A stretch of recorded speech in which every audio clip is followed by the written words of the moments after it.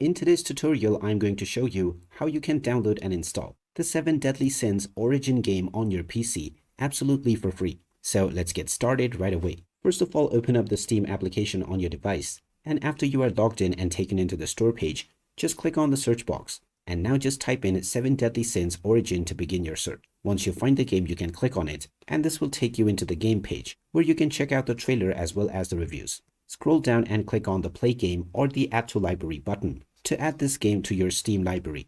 If you click on Play Now, you can choose your install location right away and click on the Install button to begin your download and installation. Accept your terms and conditions and just wait until the process is completed. And once the download and installation is completed, you can start enjoying the 7 Deadly Sins Origin game on your PC. So there you have it. That is how easy it is to download and install 7 Deadly Sins Origin on your PC. If you find this video helpful, don't forget to hit that like button and subscribe to our channel for more useful tips and tutorials. Thanks for watching and see you again in the next one.